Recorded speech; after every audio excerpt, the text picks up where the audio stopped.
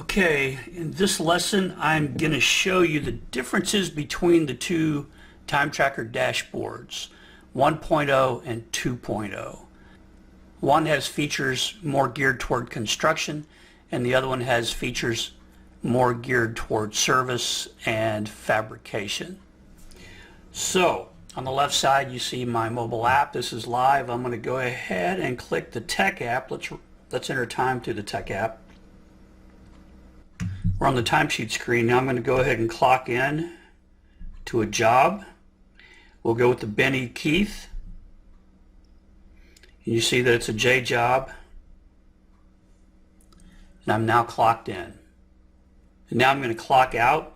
So I'll choose lunch because it's an out. I'm now clocked out. I can go back to the timesheet screen, and there's my time record. In and out. If I tap it, I can see both entries. So now let's go to the time tracker dashboard. You can see there's two versions, 1.0 and 2.0. We're about to change the name of this from 3 screens to construction, and this one from 1 screen to service and fabrication, to just make it easier for you to select the correct one. So both of them, you have access to both of these at any time. And they both do the same thing, but there's some slight differences. So if you look at the 1 screen version, this just means that every job and every work order and every entry is on 1 screen. So there's the entry that I just created. That's a complete time record because it has an in and an out. And if it has an in and an out, that means it's going to have hours. And of course, I just clocked in and out right away, so it's not many hours. I could override that, so I'll go ahead and override that. All right, now you can see that this one provides 1 cost code. So for those types of projects, jobs, work orders, orders that don't require extensive cost coding, this may be enough for you. You can enter whatever cost code is set up in the budget for that work order. And by default, all work orders will have 0 as the cost code. And then that will go through into the payroll system with no problems at all. 0 is fine. So that would be for a typical work order. Now let's look at 1.0.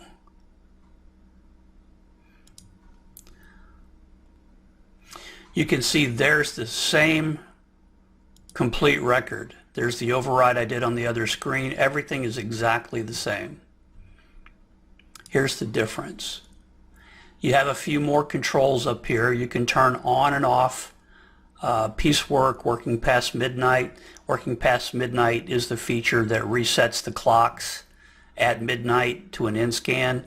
In service, you're probably going to want that checked. That way it won't reset the clocks. It'll run right through to the next day. And then quarter hour rounding rounds, as it says, to the quarter hour, and by default, this is usually on. And you can see in this area here, it shows 3 steps. There's an hours review, a cost coding, and send to pay admin. Where the other screen, everything was done on 1 screen. This is 3 separate screens. So we look at on this screen, we review, we edit, we say everything's fine, and then we move it to the next screen. So you have to select the ones that you want to move. And for this record to move to the cost coding screen, so 2 things have to happen. You have to check the box, and there has to be hours in one of these 2 columns, or both. But if both of these are showing 0, it means that it's an incomplete time record, and it will not push it to the next step. So in this case, we have hours, we've checked the box, and you can see here's how many boxes have been checked, and we're going to go ahead and send it to cost coding. It will explain to you that this will only move records that have hours. Records with no hours will remain on this screen. Okay. So it's going to now take us to screen 2. All records have been submitted to basically move to screen 2. Here we are on screen 2. It's lit up, and there's the record. So here's the big difference. On this screen, you can apply up to 1, 2, 3, 4, 5 cost codes for that time. And we found that 5 cost codes is usually plenty. If you're breaking somebody's time into more than 5 cost codes in a single day, you probably got some issues out there, but it happens. So here we go. There's the hours that we moved. You also have the ability to add a reimbursement here. And if you add a reimbursement, you can cost code that reimbursement to whatever you want. If you place a comment in here, it's a comment to your payroll administrator. They will see that. When you submit the records, they're going to see whatever you put in there. Okay, here's the important part. Notice this allocation. This is a total allocation of all these cost codes. So in this case, it shows 100. That's because right now, 100% of those 4 hours are being allocated to this cost code. If you want to break it up over multiple cost codes, you can do that. You would have to select the next cost code. Now in this case, there's only one cost code set up for that job. So I'm going to go ahead and fix that right now by going to the budgets. Here's that job, Ben Keith.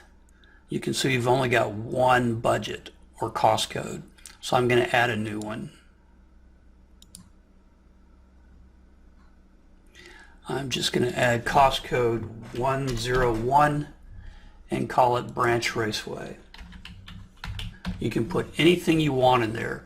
You can fill out a budgeted quantity, budgeted hours for production tracking if you want, but you don't have to. You notice that the asterisks are only on cost code and budget description. That's what you have to fill out. So I'm going to submit that. And now I'm going to go back to my dashboard. And now I'm going to split this 4 hours between 2 cost codes. When I click the cost code box, now I see that I have an additional cost code. So I'll click OK. Now I've got 2 cost codes. And notice how the box turns green. That's to let you know that you've edited this from the default, from the way it came from screen 1. It's different from the way it came from screen 1. That's just a helpful aid for you. Now let's split it up. Let's say I want to put 50% of those hours over here. So I added 50%. Again, it turns green because I added that. It broke out the 2 hours with no problem at all because it's 50% of that number right there. But notice the total allocation. It's red and it's 150%. If it's red and something other than 100%, it's not going to let you send it to the payroll administrator because it's not ready. It's not complete. So you would look at this and say, what's going on? Well, it's right there. You've got 150%. So what you would have to do is change that to 50. Now it broke it up, 2 hours and 2 hours, and there's 100% allocation. Now you can change it here if you want.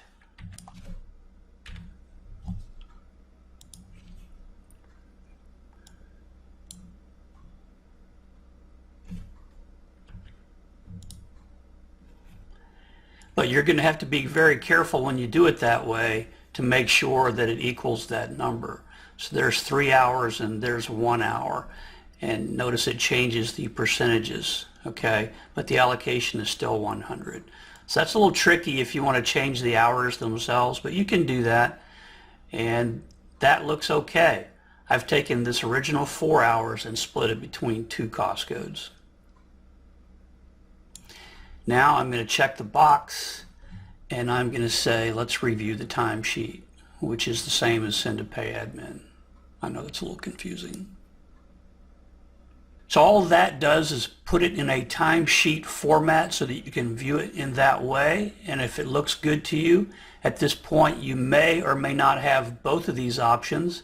Manager review, this emails your manager notifying him or her that your review is complete and for that person to send it to the payroll administrator. Once you do that, you're done. Or you can send it to the payroll administrator directly if you have that permission turned on. So I'm going to go ahead and click it now. And with construction, it's going to ask you, do you want to update your 3-week look ahead? You have a choice, yes or no. In this case, I'll say no. Warning, your changes will be permanent and you will no longer be able to modify these records. Do you want to continue? Yes. Now, it's going to tell you the status. Notice that it cleared the screen down here. They're gone. It says these records have been successfully submitted to payroll. That's good. The payroll email, it will automatically send out emails to people on an email distribution list with this timesheet as an attachment. Email sent successfully to these people, however many people are on that list will be listed here. And if you're reporting quantities for production tracking to the host system, which in this case is Coins, it would have said that you had sent those to Coins, but we didn't report any. And because we're also tracking production inside of ProTracker, those values have been sent and placed properly, so it's working fine inside of ProTracker. And you're done at that point. And if you go back to screen 1, you'll see that your screen is cleared.